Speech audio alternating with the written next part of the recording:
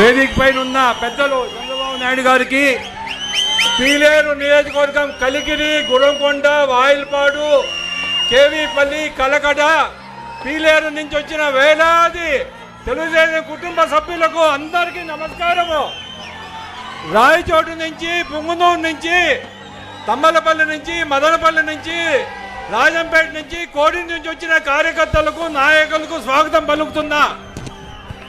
ఇక్కడ మనము ఏ విధంగా పెద్దిరెడ్డి రామచంద్రారెడ్డి కానీ, ఆయన కుమారుడు మిథున్ రెడ్డి కానీ లోకల్గా ఎమ్మెల్యేలు ఎంత అరాజకాలు చేస్తున్నారో మీకు అందరికీ తెలుసు. ఇక్కడ పీలేరులో భూదందాలు, ల్యాండ్, మైను, వైను, శాండు జిల్లా అంతా, రాష్ట్రం అంతా కూడా లూట్ చేసేశారు. తర్వాత పీలేరులో భూ ఆక్రమణ జరిగింది. ఇక్కడ ఫ్యాక్టరీల కోసం అని చెప్పి మనము 700 ఎకరాలు ఇక్కడ తీసి పెట్టాము. ఇక్కడ పీలేరులో చంద్రబాబు గారు ముఖ్యమంత్రి అయితే మనకు ఫ్యాక్టరీలు, ఇండస్ట్రీలు వస్తాయి, యువతకు ఉద్యోగాలు వస్తాయి. కలికిరి, వాయిల్పాడు మధ్యలో కూడా ఫ్యాక్టరీలు ఉన్నాయి, అవన్నీ కూడా ఓపెన్ చేస్తాం.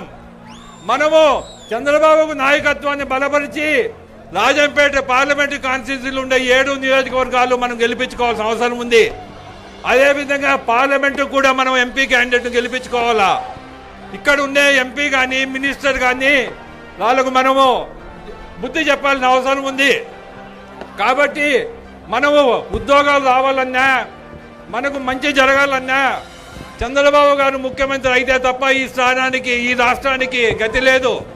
కాబట్టి మనం ఆలోచించాలా, ఏ విధంగా అరాజకాలు జరిగినాయి, ఏ విధంగా అక్రమాలు జరిగినాయి మన జిల్లాలో.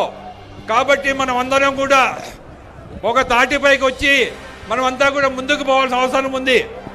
తర్వాత కలకడ, కేవీపల్లి, కలికిరికి సంబంధించి జరుకోన ప్రాజెక్టు మనం 100 కోట్లతో అప్పుడు కంప్లీట్ చేయడం జరిగింది. అది కూడా ఇప్పుడు ఇన్కంప్లీట్గా ఉంది. కాబట్టి మనకు ఉద్యోగాలు రావాలన్నా, మనకు ఏ భవిష్యత్తు, పిల్లలకు భవిష్యత్తు